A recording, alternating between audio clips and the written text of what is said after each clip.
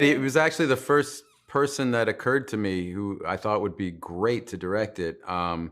Just because I love all of Doug's movies and I love working with him too, but just tonally, like I thought the tone of this movie was going to be really where we kind of won or lost, and it's so specific and unique, and that's one thing about all of his movies is they have a very unique tone, and he has a way of taking something that might be down the middle and just kind of tilting it off kilter a little bit in a really fun way, and he does that with all of his movies, and so he was really our first choice when Casey and I were talking, and so I sent him the script and called him, and luckily he said yes.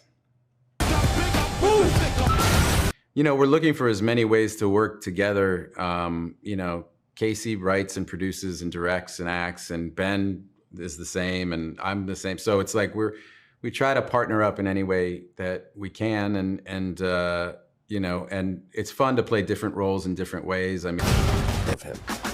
Doug is very good at casting. I mean, I thought he got a lot of great actors to come and do smaller parts. And I think because they want to work with him, he's got a track record of movies that all work really well. And, you know, obviously Matt and Hong, and there are people involved that attract other actors. So. Instigators is exactly the movie it is because of... I didn't, you know, you don't fight it. You go with the flow of what's happening around you at that moment. Even the decision to make a comedy, you know, like probably because of what's been happening in the world.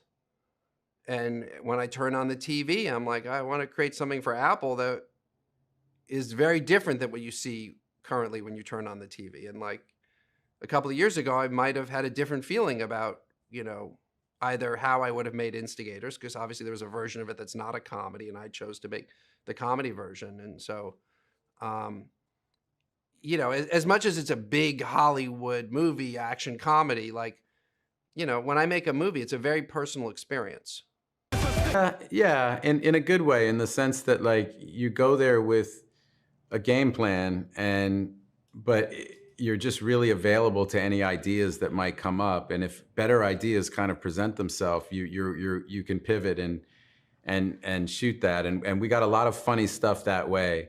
Like we went in with an idea of what we were doing, but a lot of times you're in the middle of a scene, and like Casey, even though he wrote it, like he never says the same line twice, no matter what. Like even if he wrote it, so something is. If you're listening, then you're going to say something different. Something that's the scene might just take a left turn, or in little or big ways, but like a lot of the little stuff is just kind of found in the moment, you know, and that was kind of the joy of doing it that way. I just need you to take the bullet out and say. I remember the first conversation that I had with Doug was about, you know, how important it was for him to have the conversation and the characters really stand out. And it wasn't about the action in the car chases, because, you know, he's done a million of those and he's obviously a master of action.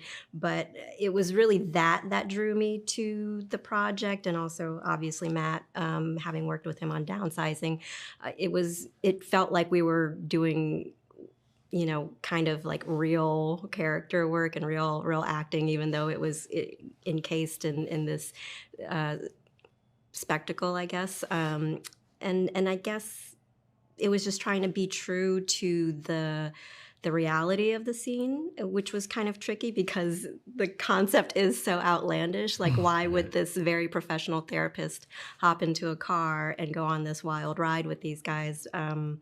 And we spent a lot of time working on that. So that was like the fun part for me. I didn't have to go in there and try to make it more interesting, because that in and of itself was interesting enough.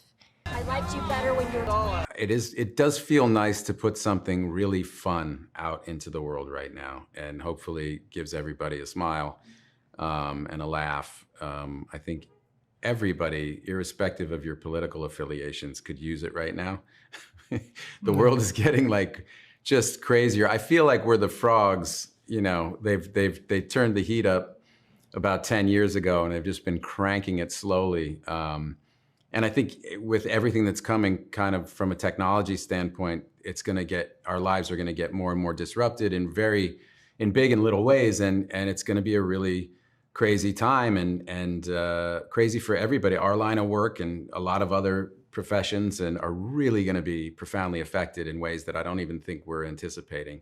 So yeah, it's nice to kind of put a piece of entertainment out into the world for the moment. You walk out with me. But I'm their hostage.